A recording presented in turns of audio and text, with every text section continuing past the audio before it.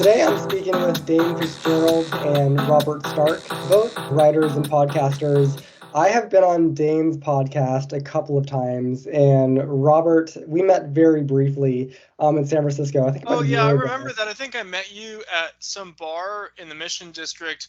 I remember my friend and I, we were, I, I could barely I felt kind of rude, but like we were in such a hurry to catch the BART back. Oh, I remember that. That's right. Um, it was right before I had my baby, so it was like my Right. last night out before my life changed very drastically. But Yeah, I remember that night specifically because of that. I was like, oh, this is my last night I out. know it was 2021, maybe July 2021, August, September, something somewhere in there. That I sounds think it right. was Labor Day of 2021. That's right. Yeah. Okay, that sounds right. Yeah, well, Because there were I've still been. like the strict pandemic restrictions. It was. I think that was the first time I went to a bar too, like since the pandemic hit, which is interesting. Well, today I primarily want to focus on the topic of the future of California, um, kind of because, it's in the news a lot. There's a lot of doom and gloom about California. Also, every time I've interacted with Dane, we usually like kind of, stumble back to the topic of what's up with California culturally, and is it still as culturally significant as maybe it used to be and as it should be even? And Robert has a Substack where you talk, pretty regularly Yeah, about like I talk politics about a lot and of topics. I'll plug it. It's Mhm. just you can find it robertstark.substack.com. And yeah, a lot California themes maybe make up about at least half my articles. And yeah, a lot of it is I'm working on a number now, but a lot of like trend forecasting too. Okay, that's right. Exactly. Yeah, yeah. I mean, I kind of want to start there, which is like, do you guys have any clear impressions about where California is heading? Are you on like the doomer train? I see this a lot, especially on conservative podcasts, where it's all, California is dying, full of crime, full of, it's unaffordable, homelessness, on and on and on. Are you guys, is that kind of like how you see things, or do you have a different perspective? Yeah, I would just say that okay, I do think there is a decline, but the problem with asking someone if there's a decline, it's like it is somewhat subjective because but it also depends like by what metric you're talking about to kind of have to be specific. But talking about like the culture, I do think like things like culture innovation, it does feel like very stagnant, and there is a sense of decline, but it's more gradual. But looking at like specific metrics, like you have a number of these like kind of right wing YouTube channels that talk about how California is terrible and it's just homeless encampments everywhere, and it's obviously based in reality. I think a lot of that is overly sensationalist, but there definitely is like this feeling of decline, but it's more and a lot of it was exacerbated by the pandemic. Hmm. And even I mean the pandemic had a huge cataclysmic impact, but even then like a lot of these predictions do get exaggerated, and it's kind of like makes me think of like the writer Michel Houellebecq, where he said at the beginning of the pandemic he said post-pandemic life would be the same but shittier. It kind of makes me think of that. So it's this I don't know, it's this feeling of like a sort of like slow gradual decline. And then obviously I'm not personally connected to tech, but obviously like the if you're in the Bay Area, the tech layoffs are huge, Hmm. and a lot of the economic policies that were pursued with like the Federal Reserve and interest rates are having a pretty dramatic impact.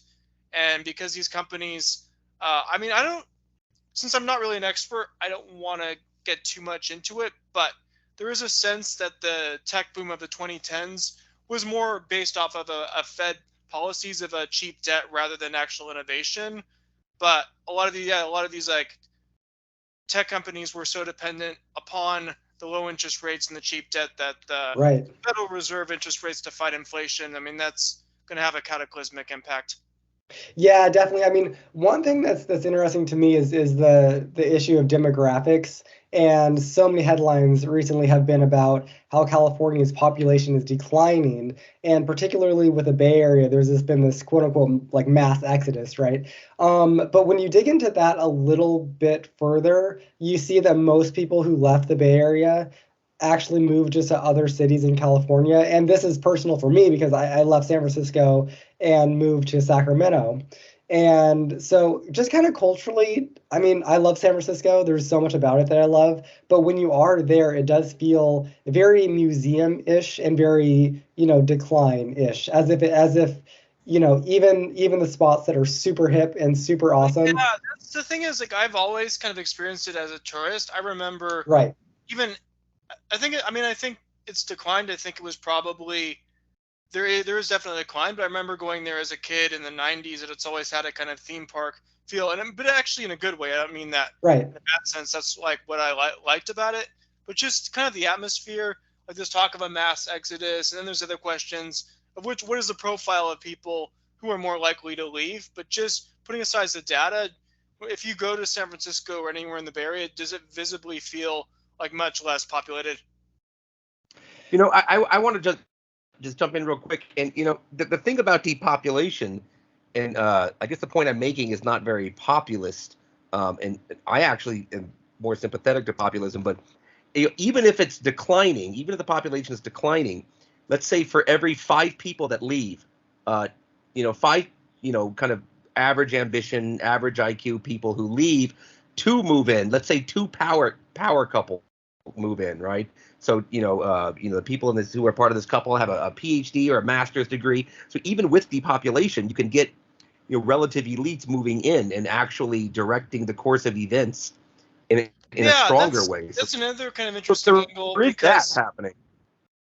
yeah, that could be happening, but I do remember because I hear contradictory stuff. I hear that there's this exodus of like millionaires out of California, but I've seen data that shows it's working class people who are more likely to leave. I think that was the Right. case for the 2010s. It was poor middle income people leaving, and then obviously a lot of immigration, and then some. I mean, immigration has declined, but it's still somewhat significant. And then wealthy people, the people who relocated from other states were disproportionately wealthy, but that Mhm. was from the 2010s. I'm not sure if the pandemic changed that. If there was more of an exodus of the wealthy during the pandemic, I mean, that could be I think Well, the possible. whole for bus kind of another on perspective that buses I have now. on this, that's I'm kind of sorry. interesting, is that, oh, sorry, I didn't mean to cut you off, Dane, sorry. But I'm really curious about the quote unquote creative class, people who are young and ambitious, who are going to start bands, write novels, start companies, that sort of a thing. People fresh out of college, where are they taking their young brains and their creativity and their ambition?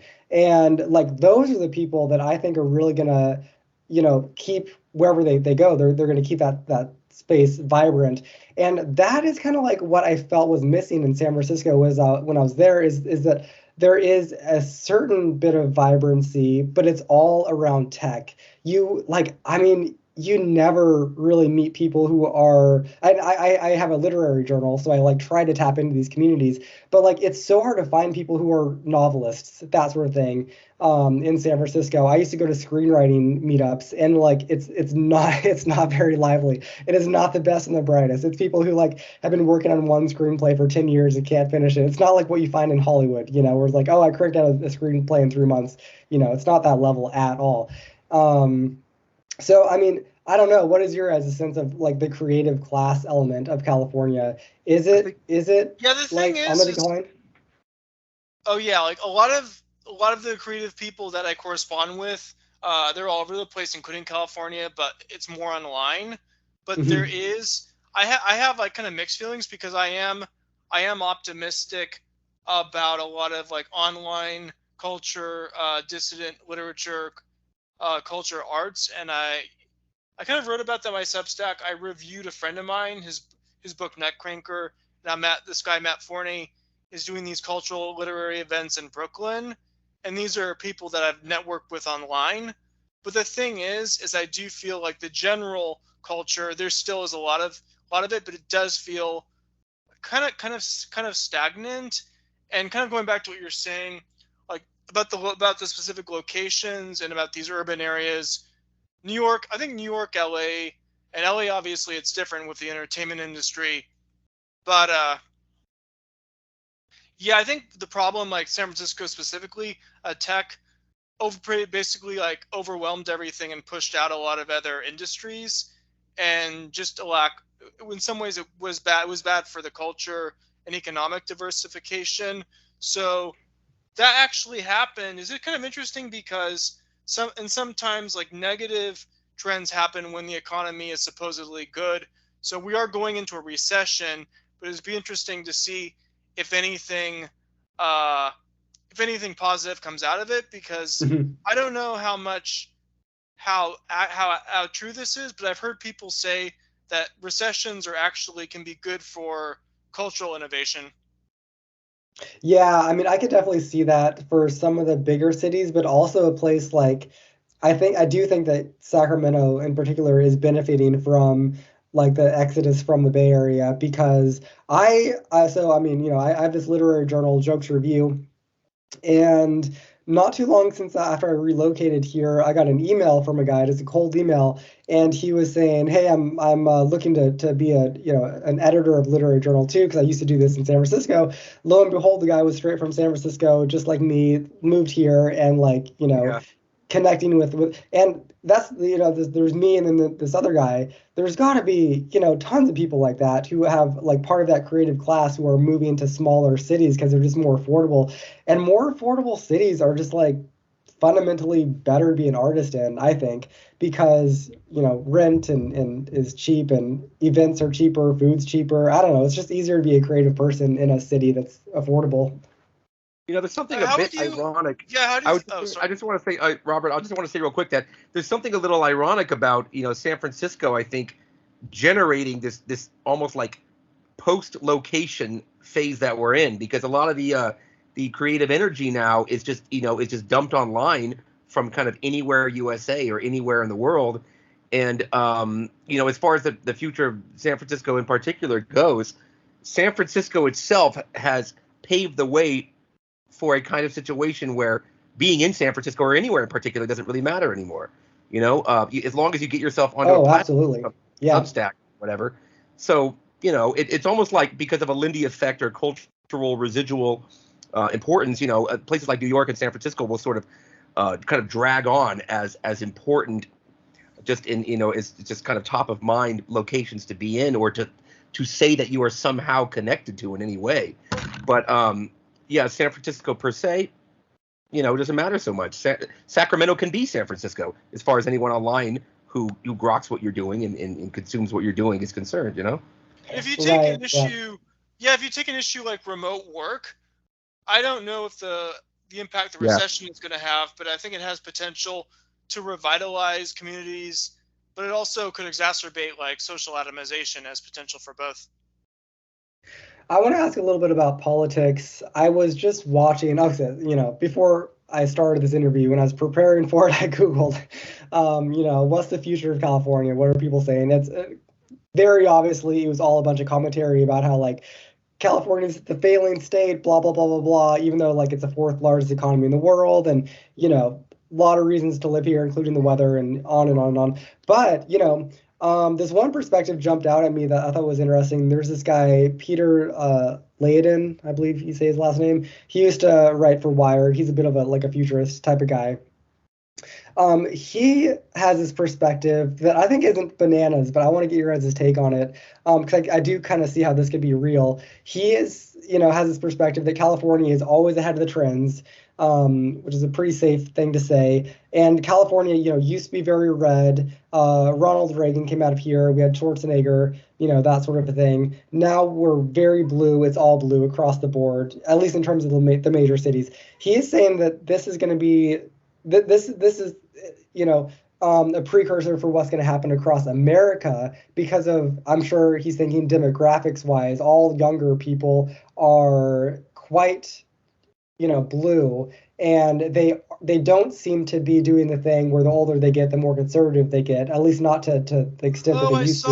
I forget Um, whose Twitter the hand. Oh, sorry to interrupt, but I yeah. saw some Twitter handle of a researcher, I think somewhere in Europe, maybe Denmark, and they had an interesting chart that showed in continental Europe that's still the case where millennials are getting more conservative as they're older, but there is a trend now in the Anglosphere, the US, maybe Canada, UK as well, where actually millennials are getting more to the left as they age. I think I saw essentially that same thing. Yeah, which is Yeah. honestly shocking and surprising. I mean, but what do you guys think about that thesis that the whole country is going to be turning blue sometime in the near future because that's what happened in California?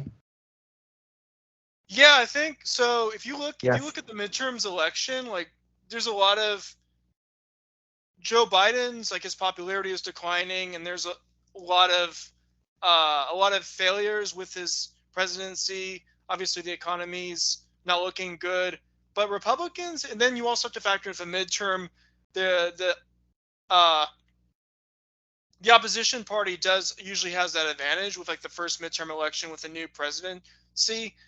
But the Republicans did pretty poorly. Like they lost the Yeah. Senate and they only won the House by a very narrow margin. And yeah, so this idea of like a permanent like one party state, it's hard. I mean, it's hard to say if that will happen or some new realignment will form because either a new party forms or the Republican Party has to adapt. But there are major trends, and even looking, I mean, there are demographic arguments for both cases because Republicans did make some inroads like with Hispanic voters, but even then, like I don't think that's enough. Like most of the Hmm. demographic trends point to strongly favoring the Democrats, and then just putting aside like there's a sort of racial angle, but just young people across all backgrounds, white, non-white, in general, are pretty staunchly favor Democrats over Republicans. So there actually are a lot of the trends do point to that scenario of a one party state. But there are, yeah, and like I know it does seem like there are also signs of the establishment kind of consolidating power. But then I think maybe a counter argument to that is within things became very polarized, especially under Trump, and even more so under Biden now. But the thing is, within like the Democratic Party, you have this rising socialist sentiment, and then you have like the wealthy, like neoliberal types. And the question is, can those two groups continue to coexist in the Democratic Party? Is having a common enemy uh, of the right enough to keep those two groups together? I You know, mean, I I partly think. think that Oh, the sorry. Go ahead. inter-party conflicts in the Democratic Party are interesting to pay attention to, and they seem important.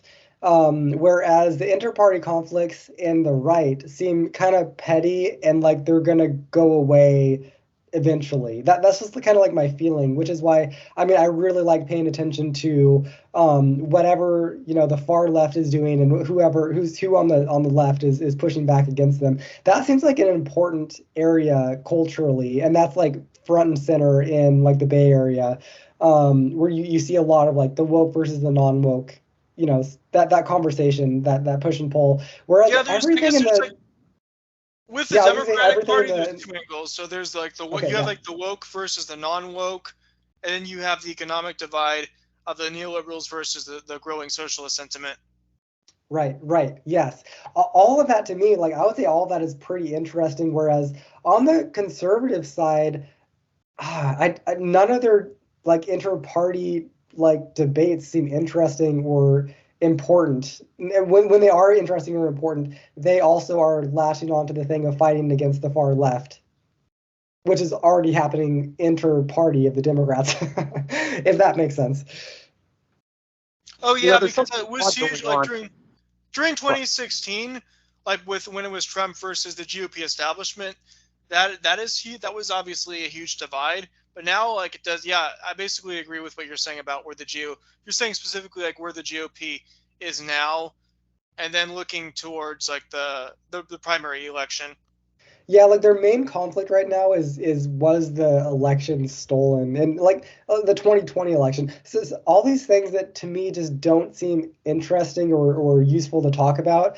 But I do think that there are really, really, really important to ground this back into California. Things about like homelessness, right? What to do about homelessness, what to do about crime, but those things are all grounded within the Democratic Party, within California politics because what do you do about the homelessness problem? There's a far left solution, and then there's like a centrist solution. There's not a right solution that's viable, is there? I It mean, seems as if the entire debate, like about involving everything that we generally think is important, is happening within a broadly blue or democratic milieu. Like it's right. all of the you have it would be nice if the Republicans, for instance, could be at least very visibly, very legibly broaching subjects like automation or AI-driven unemployment or something, like to go back to almost like an Andrew Right. Yang type of thing, Yeah, right? because it's They interesting know because like they have on rumors. the They have right, rumors. but with the whole issue of automation is interesting because Tucker Carlson is talking about it, but none of the major GOP candidates are. Right? Yeah, that would be a smart and very broadly material and consequential kind of thing to discuss. But no, it's like demonic pedophiles, and I'm Right. I'm overstating things somewhat, but that's what I mean by all of these serious conversations are essentially happening somewhere within the broad blue and Democratic coalition. You have like I don't know, blue dog Democrats or like Matt Iglesias or who's that other guy, Noah Smith or whatever, and then you have like types and sort of populist, socialist, and like everything is basically happening under that. And Or the you have the Republicans, whole, or like the YIMBY versus the housing debate, YIMBY versus NIMBY in California. That's basically like both of those sides are like two sides of like the blue team in California. Right, it's all blue team. The Republican and the red tribe are becoming I don't know, kind of abortion or gun single issue people. There's kind of a you very also have, like I think the interesting is you have like the gray tribe and you have the purple tribe, but those types I kind of have to caucus with like either the blue or the red. Yeah, Yes, like I see gray that tribe too. stuff is closer to blue than red. Now it doesn't seem that way when given the kind of Reddit forums that I go to, but largely gray tribe is still absolutely closer to blue than red. Just That would effectively. maybe not be the case if red wasn't so religious in America. That's like the Yeah, sense that I get. they are very very particularized. It's almost Right. like a situated self kind of politics that doesn't even really get into anything that like utilitarians or kind of abstract thinkers particularly care about. And then purple, I think like you said, gray tribe. What purple tribe is Keith Preston's been writing a lot about this on Twitter. A purple tribe would be someone who's on social issues or so on economic issues. They're a like moderate social democrat, and they reject maybe Reaganism and socialism, but they're basically like a moderate social democrat. Then on culture issues, they're a moderate social libertarian, so they dislike woke, but also like the religious right stuff. So I think that group, they tend to be like kind of apolitical to maybe like swing voters, but I'm getting the impression is that a lot of them kind of maybe loosely align with the red tribe. So maybe someone like Joe Rogan, he has maybe some elements of like the gray tribe and the purple tribe. And he used to be more on the left, and now he sort of aligns more with the red tribe. Well, this is something that I see in California a lot is that, as soon as you get out of the coastal cities and you get into the red parts of the state, they fall into like that red boring trap of just like caring about things that like the state of Jefferson, there's a lot of that like in the Placerville area where they want to leave California and become part of Idaho. And there's so much talk about issues like that are kind of non-issues that again, even within California, I feel like the interesting debates are happening on like more of the bluish side. Since we're a little bit short on time, I actually want to jump to a topic that's still related, but I just kind of a specific topic I'm curious to get some thoughts on. In terms of homelessness, it seems like Michael Schellenberger is making the most noise about proposing, not radical, but in the eyes of lefties, super radical reforms. What do you guys think about him, or is there somebody else that you think is like a beacon of reason or something on that topic? I voted for him. I think most of his proposals are in. I mean, yeah, I voted for him, and I think a lot of his proposals make sense. It's interesting because a lot of people on the left are treating him as like a conservative or a right winger.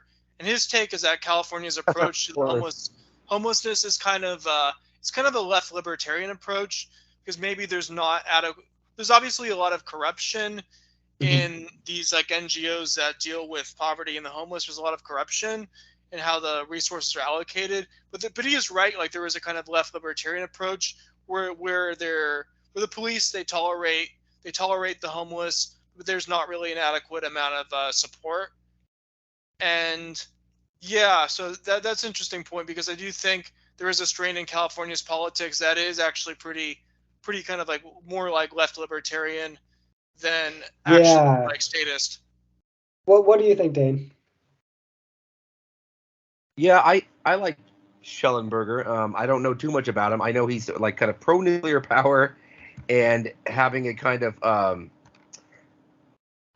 of Christopher Lasch or kind of family first leftism. Family first is probably putting it too strongly, but kind of a realist about what you're dealing with on the streets of San Francisco and elsewhere, right? Like you don't pretend like these people are not destroying their own lives and creating a massive nuisance and destroying the lives of people who are close to them as well in a somewhat softer manner, right? Like so he doesn't fuck around as far as like just telling you what's actually happening there. Right. And yeah, it's not like he's not like some kind of Austrian economist or libertarian with some sort of built-in resistance to using government to do anything about this. That's the left side of the left libertarian. I think he's actually more of a social democrat. Like he does support.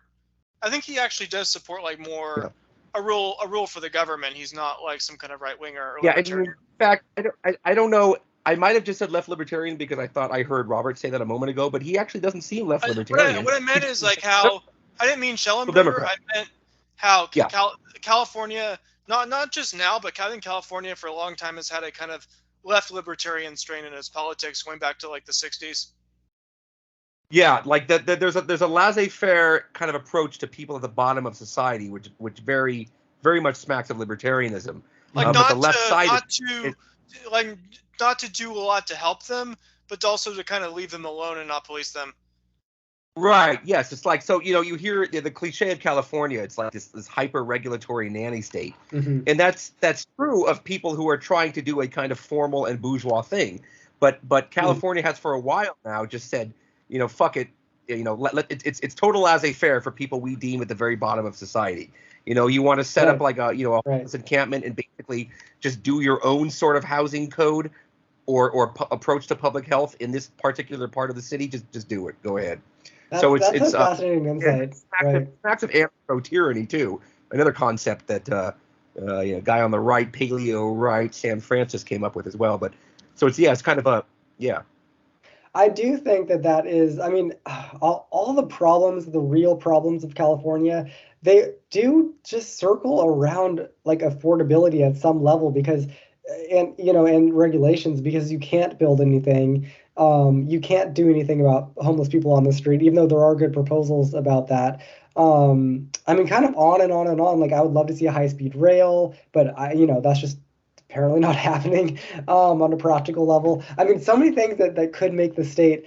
I recently talked to Nolan Gray, the urban planner guy, and he pointed out that between LA and San Francisco, the tallest building is a parking garage in San Luis Obispo, and just like how pathetic that is, and there's no reason why there shouldn't be another major city between LA and San Francisco. Like, it's kind of insane that there isn't.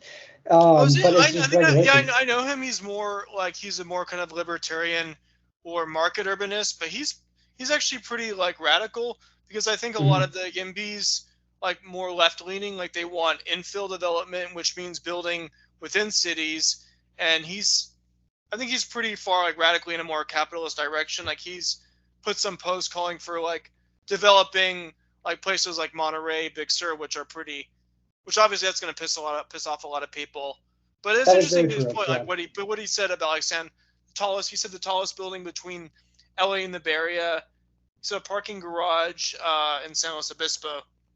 Yeah, which is pretty wild to think about. Well, there's I guess, yeah. Or a city like Santa Barbara, like the tallest building in Santa Barbara is like, it was like built in the 1920s, and it's about like 10 stories, something like that. Yeah, I watched a CNBC thing like the other night about turning vacant office space Oh, into I saw housing. that too. Yeah, That's funny. I I saw saw that. that too. How about that, Robert, what do you think about that? Because they apparently a big success story there is in Calgary, Canada, and I don't know how much Calgary, Canada can give Well, California. I think that's obviously what should happen. But the question is, are there a lot of regulatory issues that are standing in the way of that happening? Right. Yeah, it's like a combination of that and just sort of brass tacks physics driven problems. For one thing, But yeah, I residential think has more like bathrooms per floor. I walked around downtown SF in that last time I visited you is in the like Labor Day of 2021, and I do remember like the financial district did feel like a lot of it felt like a ghost town. And I've heard it's only gotten like much worse. Yeah, I was living there like 3 months last year. I'm about to go back, and I was in Soma area, but I didn't actually venture down to like financial district per se. But I heard that it's a complete pretty ghostly. I think Soma is more tech, and then you have the financial district where it's more like traditional industries like finance. Yeah, but when I imagine the people that I see walking through Sixth and Market, which is a pretty gnarly intersection, I know Peter probably has a pretty good idea what I'm talking about. Like when I imagine those people like occupying like the 20th floor of this Salesforce Tower or whatever in the area, it doesn't seem particularly realistic. That Sixth and Market, is that by the Twitter headquarters? It's all basically near there, but I don't think it's I think right. it's called like the mid market district, but yeah, I've been there, but it's kind of seedy.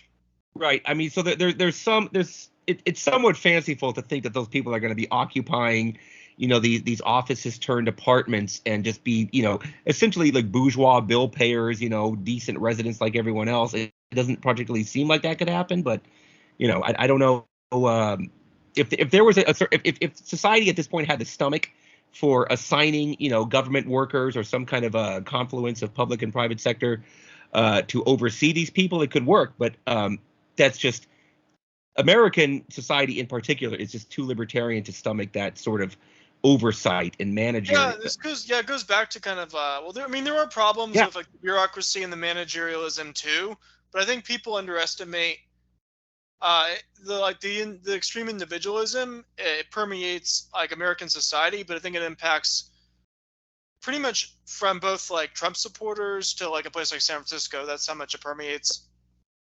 I'm typically, just of the mind that just try stuff, just try shit.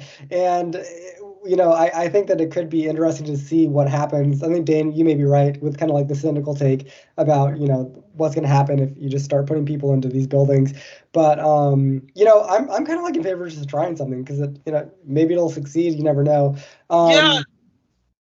Yeah, I'm sort of. I like the idea of like experimenting and trying different things and seeing what works and what doesn't. But I guess the problem is the way government works is once you get stuck with something a bad policy, it's very hard to change it. That's the downside. Oh, that's super true. So like, remember at the beginning of the pandemic, there was this experiment with putting homeless people into motels throughout the city. Oh yeah, Operation I don't know. I think it's still in place.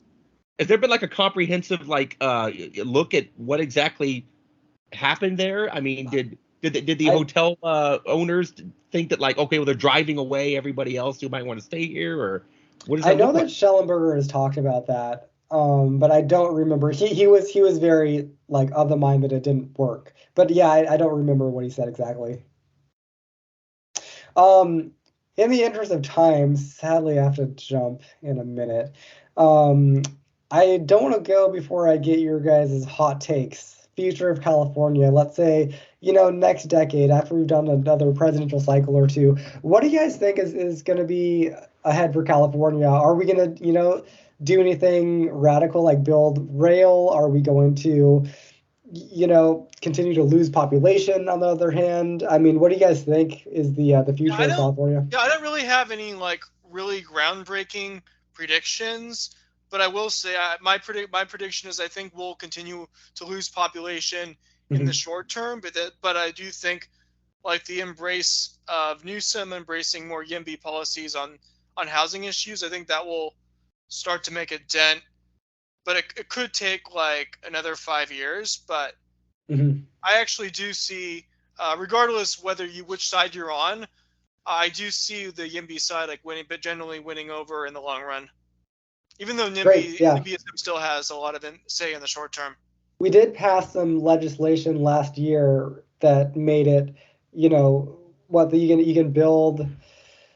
Oh, well, I'm gonna throw the specifics of it. You know what I'm talking about? Where you can put build anything on your land, or what was this? Do you remember what I'm talking about? There was a whole bunch of them. There was like a lot split bill. SB9, that's what I'm thinking of. There's some about SB9. Building your transit, and one about parking minimums. Then Builder's Remedy. Builder's Remedy was the one where if a city doesn't meet its housing mandates, the state can basically suspend all zoning restrictions and developers have free reign. So that could happen in Santa Monica and Southern California and possibly a lot of Bay Area cities. That's interesting. That was all super optimistic for me. That made me hopeful for California. Dain, let's hear your hot takes. Well, I think California will continue down the path of Brazilianification in general. Right down to private security in many areas supplanting, what we expect of publicly provided law enforcement. I suppose maybe less Brazil and more Peru, only because I don't know everything about Peru's demographics, but I know there's some kind of Asian influence there. California has that in a way that Brazil doesn't. I don't know. I think the combination of policy and weather will make it a kind of homeless hotbed in a way other places are not. And I don't know. As far as depopulation goes, that might not have the kind of impact on GDP or economic and cultural. Cultural is a bit fuzzy, but economic influence because, like I said earlier, for every 5 people that leave who earn, $40K a year, if 2 people move in who combined earn $280 a year, well, that kind of offsets it. I didn't do the math there, but you get what I'm saying. So I'm more pessimistic than optimistic. But I guess I don't really see murders returning to the level that. Yeah, this thing is interesting. Oh, that's interesting. Because of aging. With all the talk of the crime wave, I still think crime is lower now than it was in the 80s. Yeah, totally. Yeah. Right. Yeah, that has a lot to do with an aging society. I think, like, in other words, like, I think California will see more seediness, slovenliness, but not you're going to be gunned down when you're at the ATM machine. Not so much of that. And not also ATM machines won't even matter as much anyway. So. Okay. Hey, well, I really appreciate you guys coming on today, and hopefully we can come back on with a little bit more time sometime and talk more. And thanks again. Take care. Yeah, no problem. Thanks. Like.